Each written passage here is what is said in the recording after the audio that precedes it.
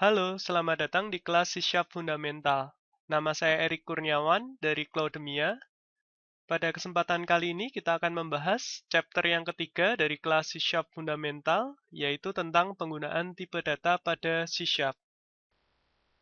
Adapun agenda materi yang akan kita pelajari hari ini adalah tipe data, dilanjutkan dengan demo, kemudian CTS atau Common Type System, Local Type Inference, Enumeration, dilanjutkan lagi dengan demo yang kedua, konversi tipe data, boxing dan unboxing, kemudian terakhir dilanjutkan dengan demo yang ketiga.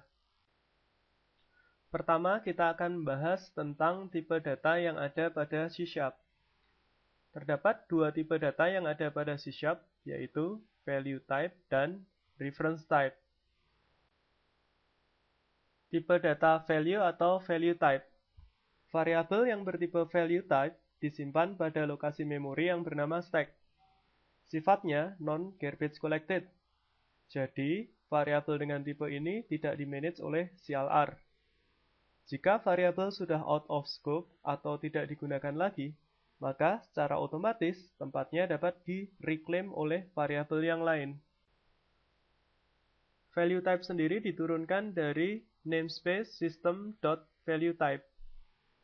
Variabel yang bertipe value type memiliki kopi datanya masing-masing, sehingga perubahan satu nilai pada variabel tidak akan mempengaruhi nilai variabel yang lainnya.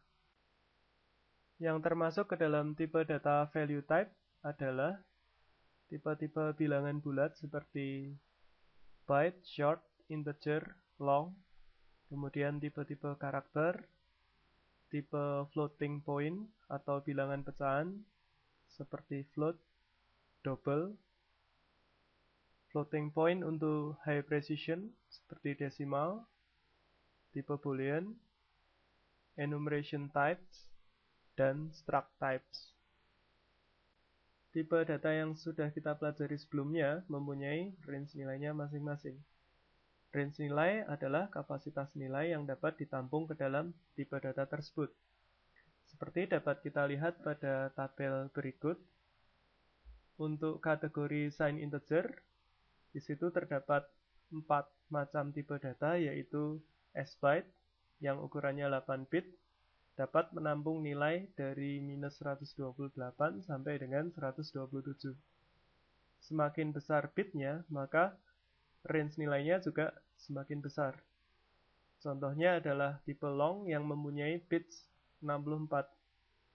Dia mampu menyimpan nilai dengan range yang amat sangat besar.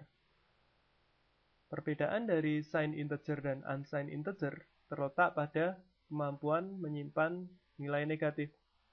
Unsigned integer tidak dapat menampung nilai negatif seperti halnya signed integer.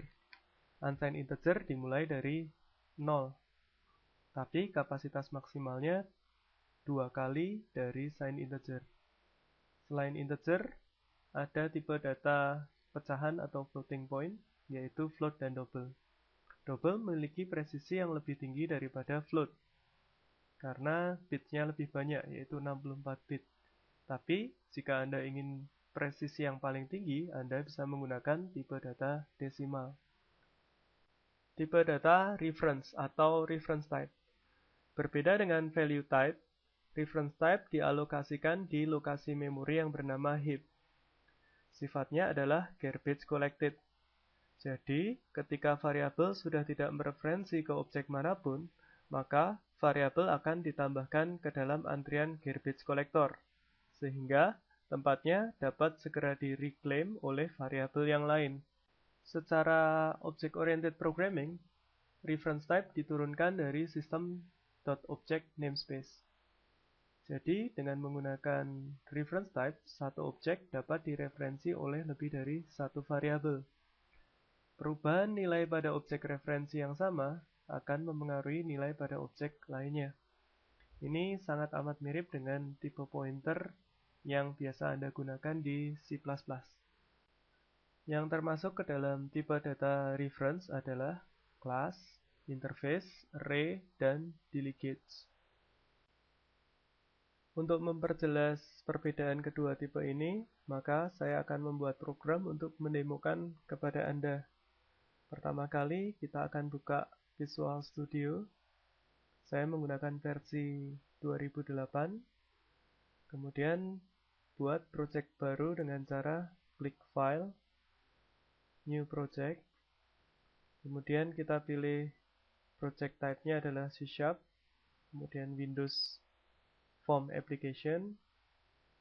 Kita simpan di .NET Sample. Kita beri nama aplikasinya Chapter 3. Kita OK.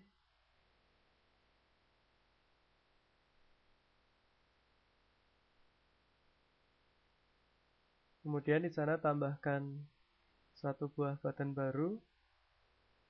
Pada properti text, ubah menjadi value type. Beri nama juga buttonnya btn value.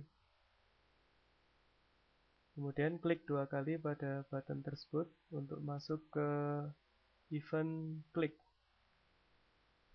Kemudian kita akan deklarasikan dua variabel yang bertipe integer. Bilangan 1 sama dengan 12, kemudian bilangan 2. Di sini bilangan 2 sama dengan bilangan 1. Ini berarti kita mengkopikan data dari bilangan 1 ke dalam bilangan 2. Kemudian kita akan coba tampilkan nilai dari bilangan 2. Bilangan 2 toString. Jangan lupa untuk menggunakan toString untuk mengkonversi dari tipe integer ke string. Karena kita akan mengoutput ke layar. Output harus bertipe string. Jika kita menerima inputan dari layar, itu juga tipenya harus string. Nah, setelah ini kita akan ubah nilai dari bilangan 2 menjadi 23. Kemudian kita akan coba tampilkan isi dari bilangan 1. Kita akan buktikan apakah jika bilangan 2 diganti nilainya, bilangan 1 juga akan ikut terganti nilainya. Oke, kita jalankan.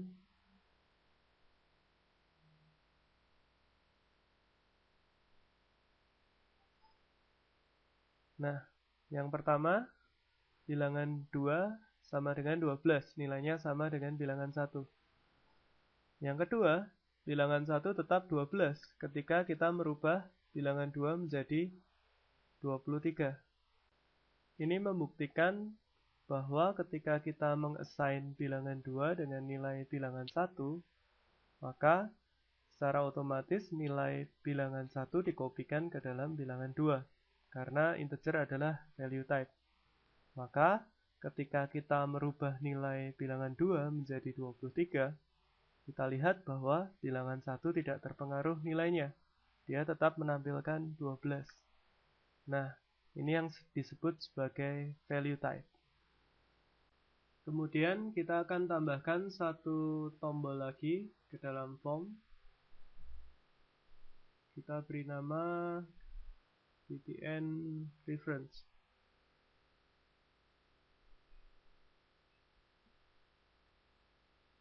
Untuk property text kita set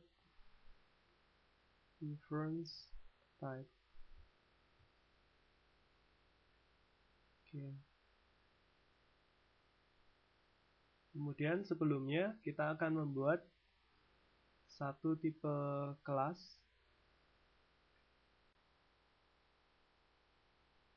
Kita beri nama mahasiswa add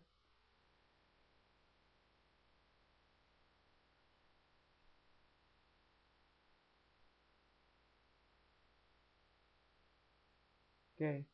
Kemudian pada kelas mahasiswa ini kita akan membuat dua properti, string name untuk nomor induk mahasiswa. Saya menggunakan fitur baru dari C# 3.0 yaitu automatic property. Prop string nama. Oke, kita sudah punya dua properti pada kelas mahasiswa yaitu name dan nama. Sekarang pada form 1 kita akan akses kelasnya. Kita klik button reference, kemudian kita buat instan kelas baru dengan nama MHS1 new mahasiswa. Kemudian kita set properti name dari mahasiswa 1 menjadi 2203.02321 MHS1 titik nama sama dengan Erik. Oke, kemudian kita buat satu instan kelas lagi, kita beri nama MHS2, kita assign dengan MHS1. Ini berarti mahasiswa 1 dan mahasiswa 2 menunjuk pada satu objek referensi yang sama. Oke, sekarang kita coba tampilkan isi dari mahasiswa 2.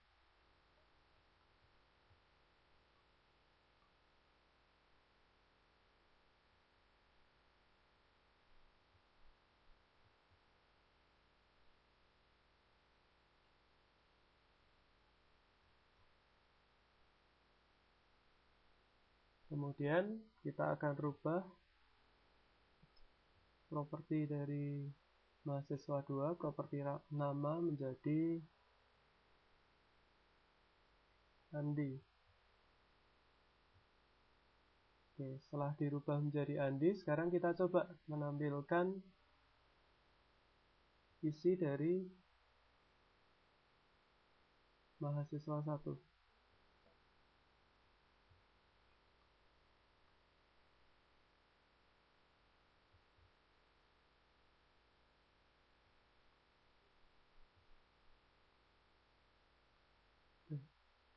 Sekarang kita akan jalankan programnya.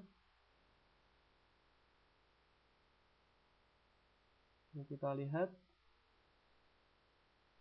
pertama kali ketika mahasiswa 2 nilainya di-assign jadi mahasiswa 1, maka properti nama di mahasiswa 2 akan sama dengan properti nama yang ada pada mahasiswa 1.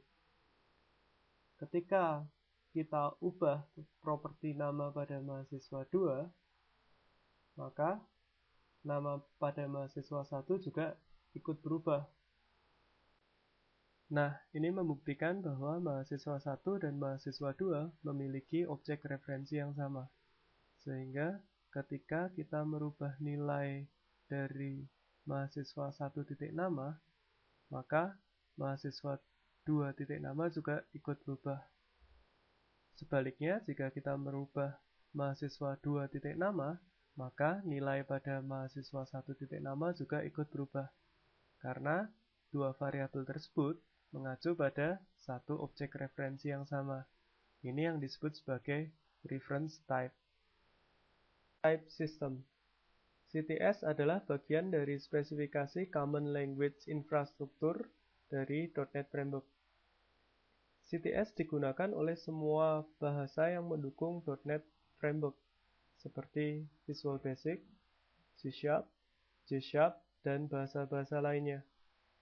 Dengan menggunakan CTS, semua tipe data yang spesifik terhadap sebuah bahasa akan dikonversikan ke dalam tipe data yang sifatnya umum untuk semua bahasa di .NET Framework.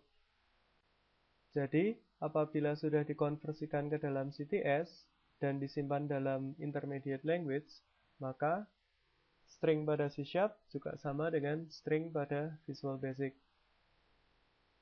Pada .NET, kita juga diberikan pilihan untuk menggunakan tipe data yang sifatnya language specific atau CTS. Jadi pada C# Anda dapat menuliskan int atau system.int32, long atau system.int64, datetime atau system.datetime. Local Type Inference. Local Type Inference diperkenalkan pada C# 3.0. Jadi ini adalah fitur yang baru pada C# 3.0. Dengan Local Type Inference, kita dapat mendeklarasikan variabel tanpa harus mendeklarasikan tipe datanya terlebih dahulu. Ini amat sangat mirip dengan pemrograman scripting seperti JavaScript. Tapi, Local Type Inference hanya berlaku di method scope saja, dan nilai variabelnya harus langsung diinisialisasi. Enumeration. Enumeration merupakan kumpulan konstanta yang memiliki nilai yang tetap. Enumeration digunakan untuk memudahkan pembacaan kode pada program kita. Biasanya digunakan sebagai input pilihan. Jadi, kita sering menggunakan enumeration pada percabangan switch. Untuk memperjelas penggunaan Local Type Inference dan enumeration, maka kita akan membuat demo programnya. Pertama-tama buka Visual Studio, kita buka project yang tadi sudah kita buat. Kita tambahkan satu tombol di sini, kemudian beri nama Type Inference.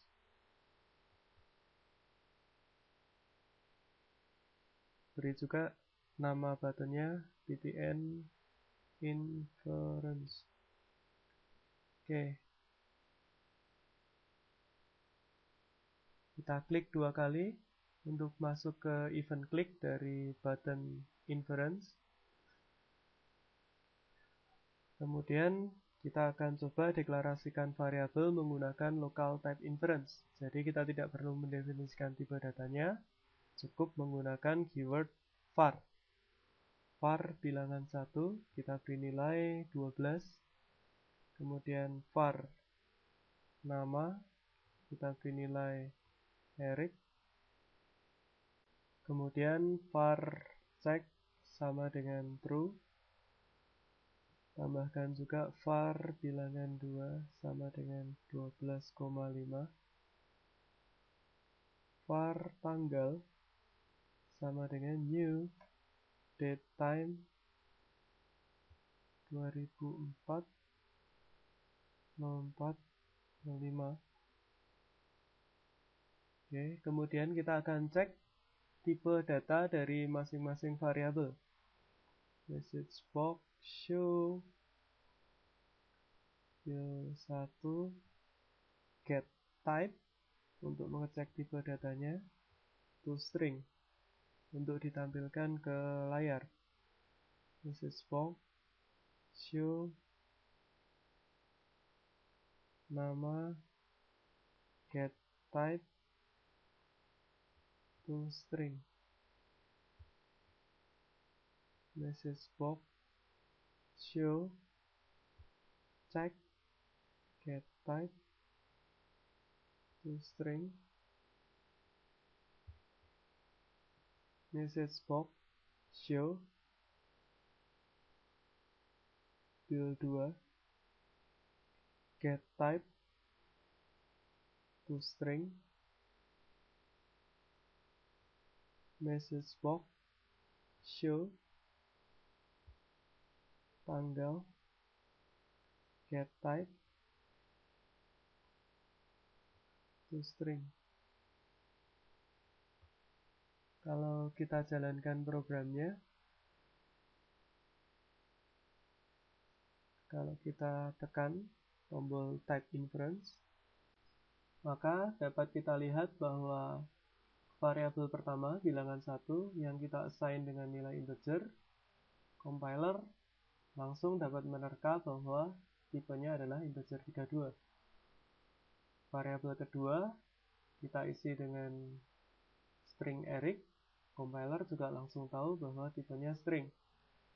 Begitu juga dengan yang ketiga, kita isi true atau false. Compiler langsung tahu tipenya boolean. Kemudian 12,5, dia tahu tipenya double. Kemudian yang terakhir kita kasih datetime. Dia juga bisa langsung tahu bahwa tipenya datetime. Nah, ini yang kita sebut sebagai local type inference. Fitur baru pada C# 3.0. Kemudian pada form tambahkan satu button lagi. Kita akan coba enumeration. Pada property text ganti menjadi enumeration.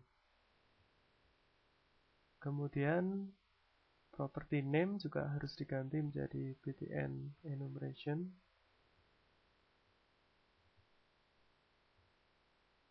Oke, sudah. Kita klik 2 kali di button enumeration. Sekarang sebelum kita gunakan, kita harus mendeklarasikan dulu tipe enumeration. Kita akan buat satu enumeration, beri nama warna. Nah, di sini kita isi merah, hijau, biru, kuning, dan ungu. Kemudian kita akan mendeklarasikan satu variabel yang tipenya adalah enumeration. Kita beri nama enum warna.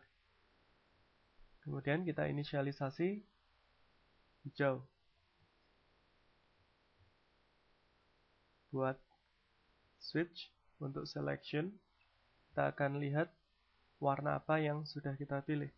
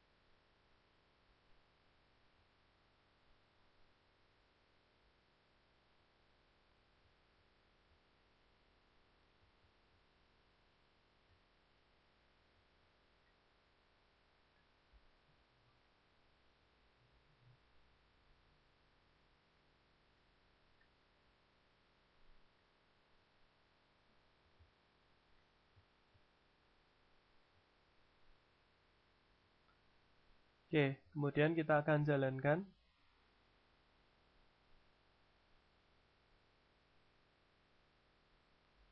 Kita klik tombol enumeration. Nah, akan mengoutput nilai hijau. Demikian sampel untuk local type inference dan enumeration. Konversi tipe data. Dalam pemrograman, konversi satu tipe data ke tipe data yang lain pasti sering terjadi. Hal ini disebabkan karena input tipe data yang sangat beragam. Sebagai contoh, yang paling sering kita lakukan adalah mengambil inputan data dari screen, yang default tipenya adalah string. Setelah masuk ke program, inputan tersebut dapat dikonversi ke dalam tipe data yang kita inginkan untuk diproses lebih lanjut. Pada C# terdapat dua jenis konversi tipe data. Yang pertama adalah implicit conversion. Implicit conversion adalah konversi yang dilakukan secara otomatis oleh compiler. Implicit conversion terjadi ketika sebuah variabel di-assign dengan nilai variabel yang lain yang memiliki tipe data yang berbeda. Konversi ini rentan terhadap kemungkinan terjadinya runtime error yang disebabkan oleh proses narrowing conversion. Narrowing conversion terjadi ketika sebuah tipe data tidak dapat menampung nilai karena range nilainya lebih kecil dari nilai yang diinputkan ke dalam tipe data tersebut. Jika Anda tetap ingin memaksakan narrowing conversion, maka Anda harus secara eksplisit menggunakan casting. Tapi jika nilai dari tipe data yang lain yang dimasukkan ke dalam tipe data tersebut masih di dalam range, maka compiler akan melakukan widening conversion secara otomatis. Explicit conversion adalah konversi yang kita tuliskan secara eksplisit menggunakan keyword convert, keyword as, dan casting. Konversi ini dapat digunakan untuk proses boxing dan unboxing. Widening conversion. Seperti yang sudah kita bahas sebelumnya, widening conversion adalah konversi dari tipe data yang range nilainya lebih kecil ke tipe data yang range nilainya lebih besar. Proses ini dilakukan secara implisit oleh compiler. Misalnya dari sbyte ke short, integer ke long ke float, float ke double, karakter ke unsigned short, dan lain sebagainya. Narrowing conversion. Narrowing conversion adalah kebalikan dari widening conversion. Jadi, dari tipe data yang range nilainya lebih besar, ingin dimasukkan ke dalam tipe data yang range nilainya lebih kecil. Jika Anda tidak melakukan konversi secara eksplisit, maka akan terjadi error. Ilustrasinya seperti ketika kita ingin menuangkan isi dari gelas yang lebih besar ke dalam gelas yang lebih kecil. Maka otomatis akan tumpah karena kapasitas gelas kecil tidak cukup. Nah, solusi yang Anda dapat lakukan adalah menggunakan explicit conversion, yaitu dengan menggunakan casting. Tapi, akibatnya pasti ada nilai yang terpotong. Misalnya, pada contoh program di bawah, nilai variabel double pertama adalah 12,5. Tapi setelah kita konversi menjadi integer, maka nilainya menjadi 12. Karena tipe integer tidak dapat menampung nilai floating point. Boxing dan unboxing. Istilah boxing berarti konversi dari value type diubah menjadi reference type atau objek. Istilah unboxing berarti dikembalikan lagi dari objek atau reference type ke dalam tipe data value atau value type. Untuk melakukan proses boxing dibutuhkan konversi implisit atau eksplisit. Ini sifatnya adalah opsional. Misalnya seperti pada array-list, jika kita mempunyai tipe value, maka akan secara otomatis dibox atau dikonversikan ke dalam reference type. Untuk melakukan unboxing, kita membutuhkan konversi yang eksplisit. Boxing dan unboxing tidak disarankan digunakan dalam programming, karena dapat menyebabkan penurunan performa program. Untuk lebih jelasnya, sekarang kita akan membuat program untuk mencoba implicit dan explicit conversion, juga mencoba boxing dan unboxing. Pertama-tama kita buka dulu Visual Studio. Kemudian kita buka project sebelumnya. Kita tambahkan satu button baru, kita beri nama implicit conversion. Property name btn implicit.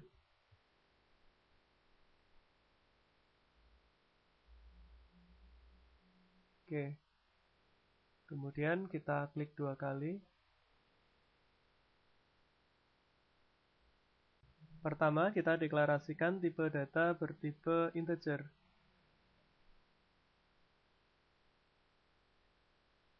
Kemudian yang kedua, kita deklarasikan juga tipe data float. Tipe data float, kita masukkan nilai dari bilangan 1 yang tipenya adalah integer. Nah, jika kita lihat, konversi dari integer ke float tidak menghasilkan error. Karena ini adalah implicit conversion. Compiler akan secara otomatis mengkonversi dari integer ke float, dari tipe yang kecil ke tipe yang lebih besar. Jika kita tampilkan,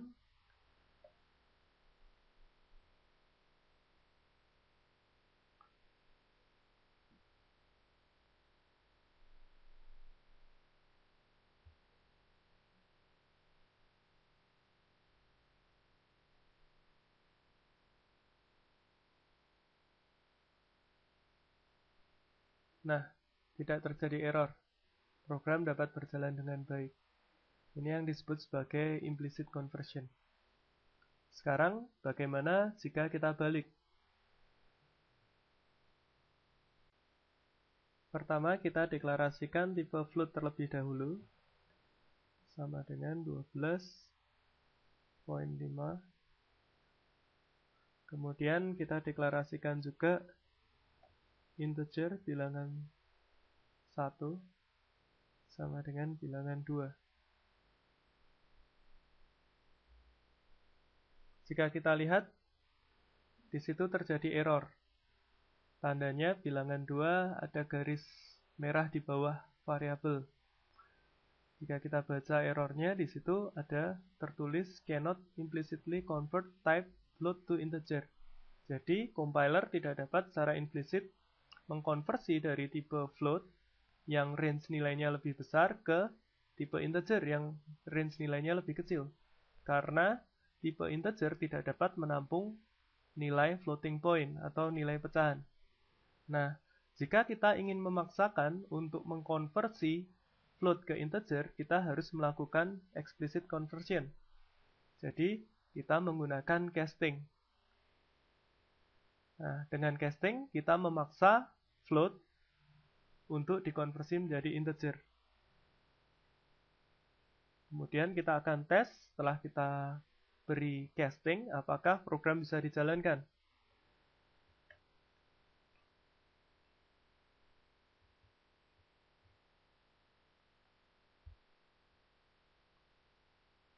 Oke, kita jalankan.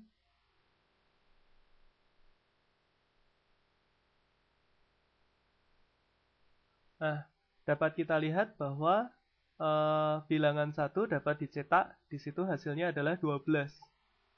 Karena nilai integer tidak dapat menampung nilai floating point. Jadi, dari float yang tadinya 12,5, nilainya dipotong menjadi 12.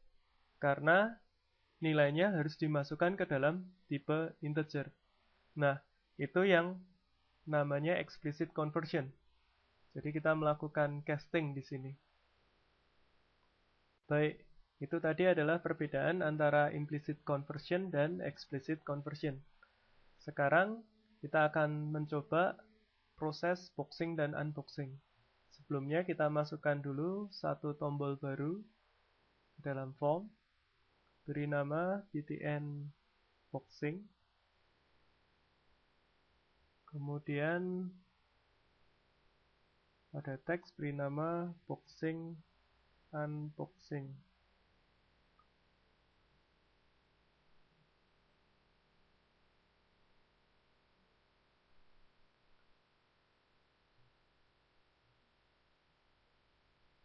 Proses boxing dan unboxing dapat terjadi ketika kita menggunakan object collection yang namanya ArrayList. Sekarang kita akan coba membuat satu ArrayList. ArrayList itu adalah seperti array tapi nilainya dinamis.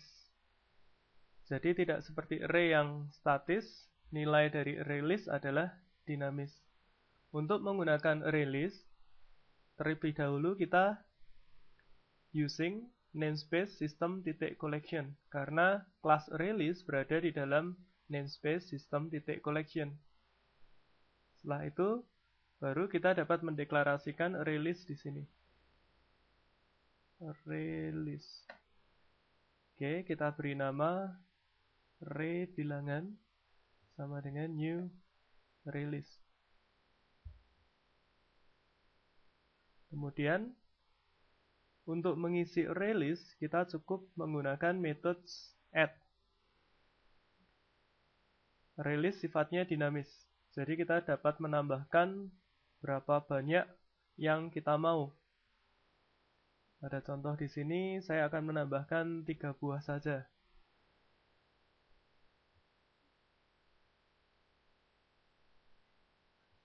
Kemudian, ketika kita menambahkan bilangan di sini menggunakan methods add, proses boxing terjadi karena dari nilai integer 12 secara otomatis ketika dimasukkan ke dalam metode add akan dikonversi menjadi tipe reference atau tipe objek. Ketika kita akan mengambil semua nilai dari array list tersebut menggunakan for,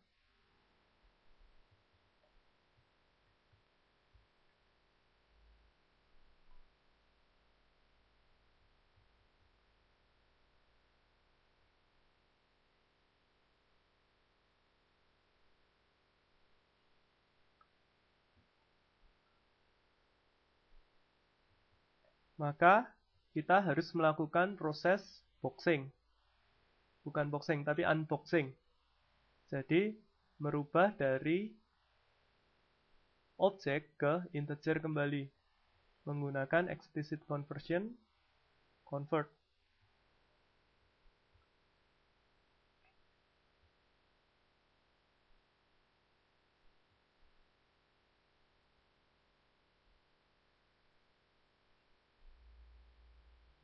Kemudian kita akan tampilkan ke dalam message box.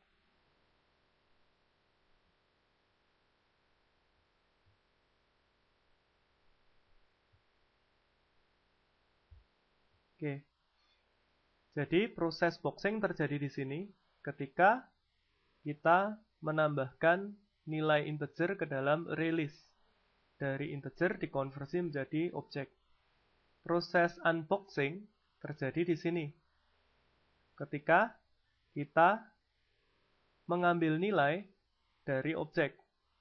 Dari objek konversi menjadi integer atau value type lagi. Itu yang namanya unboxing. Ketika kita jalankan programnya,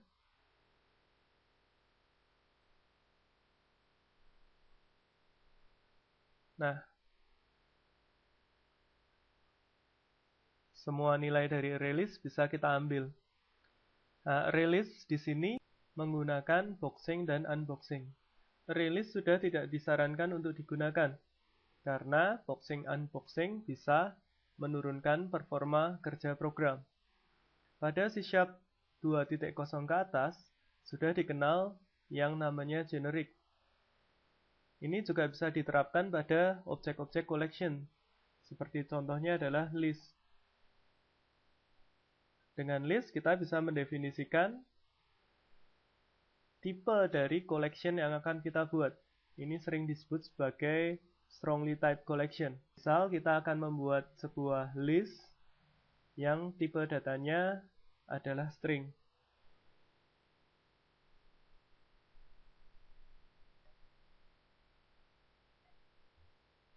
Kemudian kita bisa menambahkan data sama seperti array list. List juga sifatnya dinamis.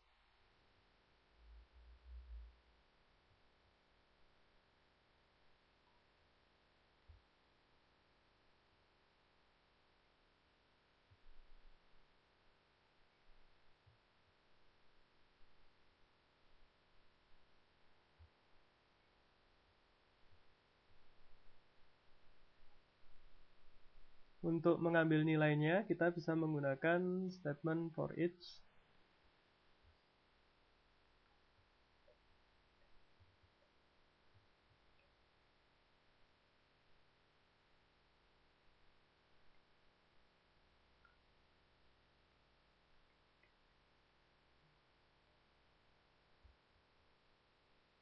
Nah, jika dijalankan, kita tutup dulu yang ini. Oke, kemudian baru kita jalankan programnya. Nah, jika dijalankan, maka akan ditampilkan semua nilai yang kita masukkan dalam list. Strongly typed collection lebih disarankan daripada array list karena strongly typed collection tidak menggunakan boxing dan unboxing pada prosesnya. Jadi, jika Anda ingin menggunakan collection, gunakanlah yang strongly typed collection, jangan menggunakan array list. Sekian dari saya, kita akan ketemu lagi di video tutorial yang selanjutnya.